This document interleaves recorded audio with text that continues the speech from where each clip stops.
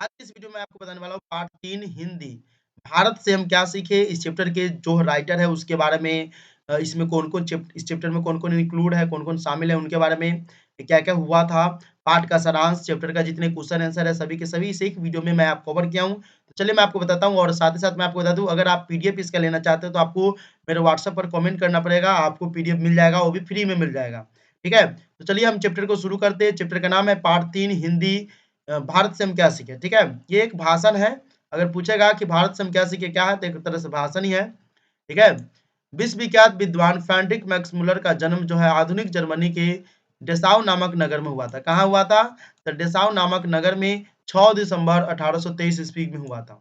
ये पूछेगा, ठीक है, कि फ्रेडरिक मैक्स मुलर का जन्म कब हुआ था? तो 1823 ईस्वी में।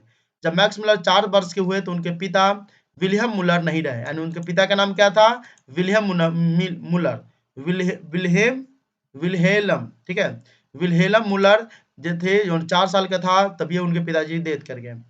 पिता के निधन के बाद उनके परिवार की आर्थिक स्थिति बहुत ही दयनीय हो गई। फिर भी मैक्स मुलर की शिक्षा दीक्षा बाधित नहीं हुई। बचपन में ही वे संगीत के अतिरिक्त ग्रीक और लैटिन भाषा में निपुण हो गए थे। ये पूछेगा कि बचपन में वो कौन-कौन सी भाषा में निपुण थे? तो ग्रीक और लैटिन भाषा में निपुण हो गए थे। तो लैटिन में कविताएं भी लिखने लगी थी। ठीक है, लैटिन एक भाषा होता है, लैट्रिन जो आप करते हो लैट्रिन नहीं है। लैटिन यहाँ कवि मतलब एक भाषा होता है, ठीक है? तो भाषा में अपना कविताएं भी लिखने लगी। 18 वर्ष की उम्र में लिपजिंग विश्वविद्यालय में उन्होंने संस्कृत का अध्ययन आरंभ कर दिया। कब किया था? तो 18 वर्ष की जब उम्र हुआ तो लिपजिंग विश्वविद्यालय था, वहां पर संस्कृत का अध्ययन करना शुरू कर दिया था। 1994 में उन्होंने हितोपदेश, ठीक है, का जर्मन भाषा में अनुवाद प्रकाशित कराया था। हितोपदेश, ठीक है, हितोपदेश का क्या किया था? अनुवाद मतलब प्रकाशित करवाया। इसी समय उन्होंने कट और केन आदि उपनिषदों का जर्मन भाषा में अनुवाद करवाया। कौन का? कट और केन। पूछेगा जर्मन भाषा में किसका अनुवाद करवाया? अनुवाद किया तो कट और केन। मेघदूत का जर्मन पठानुवाद भी किया, ठीक है ना? पठानुवाद किया, मेघदूत का भी ये ट्रांसलेट करके बनाया हुआ है। अब हम देखते हैं कि इसमें क्या था। इसमें जो था, इसको मैक्स मिलर को जो जन्म 1823 से 1900 तक ये रहा, इसको स्वामी विवेकानंद में इसमें कुछ इंक्लूड है। स्वामी विवेकानंद यानी 1863 में इनका जन्म हुआ था, 1902 में मर गए थे। इनका एक लक्ष्य मतलब एक इनका एक लाइन है, उठो जागो और तब तक मत रुको तब तक कि लक्ष्य की प्राप्ति न हो जाए। तो इसमें हम आपको बताएंगे कि स्वामी विवेकानंद की इंक्लूडिंग क्या है। आगे हम आपको अभी बताते हैं। मैक्स मिलर उन थोड़े से पाश्चात्य विद्वानों में अग्रणी माने जाते हैं जिन्होंने वैदिक तत्वज्ञान को मानव सभ्यता का मूल स्रोत माना। स्वामी विवेकानंद ने उन्हें वेदांतियों का भी वेदांती कहा। ये लाइन कई बार पूछा हुआ है। पूछेगा कि स्वामी विवेकानंद ने मैक्स मिलर को क्या कहा? तो स्वामी विवेकानंद ने मैक्स मिलर को वेदांतियों का भी वेदांती कहा। उनका भारत के प्रति अनुराग जग जाहिर था। उन्होंने भारतीयों के पूर्वजों की चिंता राशि के यथार्थ रूप में लोगों के सामने प्रकट किया।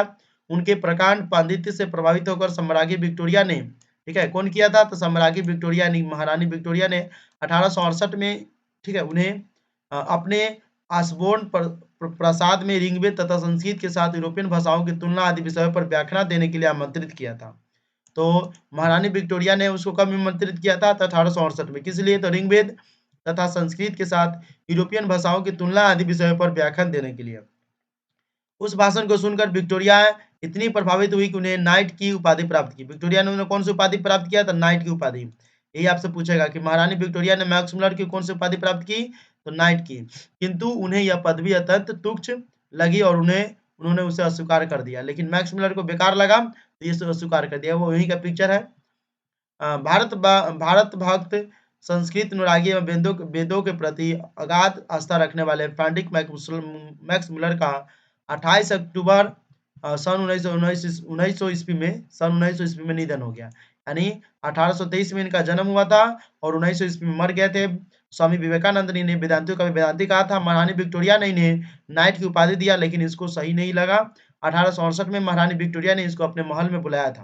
ठीक है, तो ये थे कुछ मतलब इम्पोर्टेंट बात, ठीक है, जो आपको एग्जाम में पूछे जा सकते हैं।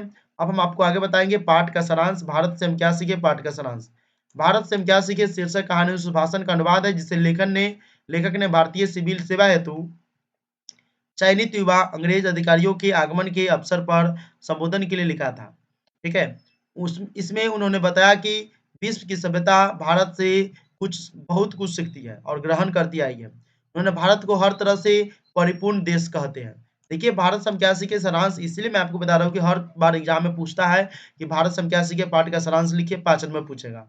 ठीक है? वे कहते हैं कि धरती पर अगर कहीं स्वर्ग देखना है तो भारत है। उन्हें यहाँ के गाँव तो और आकृष्ट करते हुए कहते हैं कि अगर किसी को कुछ भी सीखना है, तो भारत में सीख सकता है क्योंकि इसके पर्याप्त अवसर यहाँ मौजूद है। यहाँ जितनी विभिन्नताएँ हैं, वह कहीं और संभव नहीं है। चाहे वह यहाँ की भाषा हो, लोग हो, धर्म हो, जीने का ढंग हो, प्रकृति भूखंड हो या हिमालय से कन्याकुमारी तक की यात्रा करने में प्रकृति के हर रंग दिखाई पड़ जाते हैं। यहाँ की हर चीज़ अद्भुत है। यहाँ की भाषाएँ भी अद्भुत है, सिर्फ संस्कृत भाषा ही अपने आप में बहुत महत्व रखती है।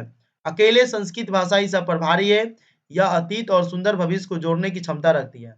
अंत में यह कहानी हमें यह बताती है कि भारत ने तो अपने दुश्मनों को भी गले लगाया है, लेकिन दुश्मनों ने इन्हें बहुत लूटा, इसके बावजूद यह भी समृद्ध है।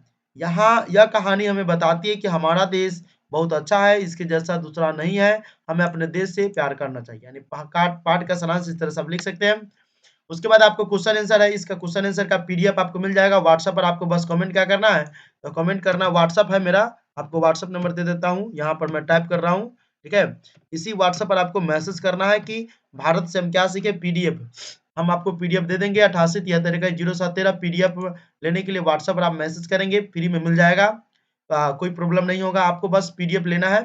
इस चैप्टर के जितने भी क्वेश्चन आंसर है सबका मैं यहाँ पर देखिए एक-एक करके यहाँ पर दे देता हूँ। जिसको अगर पीडीएफ नहीं लेना है तो ये एक-एक करके आप स्क्रीनशॉट करते चले जाइए, ठीक है? ये हो गया तीसरा का आंसर है, ठीक है? चौथा का ये आंसर है, ठीक है? 5वां का ये आंसर है, इसको आप स्क्रीनशॉट करते जा सकते हैं। छठा का ये आंसर हो गया आपका, ठीक है? 7वां का ये आंसर आपका हो गया, आपको इसको स्क्रीनशॉट करना है तो कर सकते हैं फटाफट। 8वां का ये आप देख लीजिए, फटाक से कर लीजिए।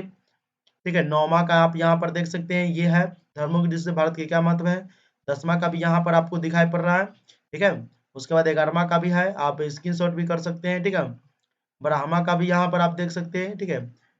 उसके बाद 12वां का कुछ पार्ट्स यहाँ पर था, 13वां का 13वां क्वेश्चन है, ठीक है। 14वां क्वेश्चन यहाँ पर आपको मिल जाएगा। उसके बाद 15वां क्वेश्चन भी इस पीडीएफ में मिलेगा आपको इस तरह से।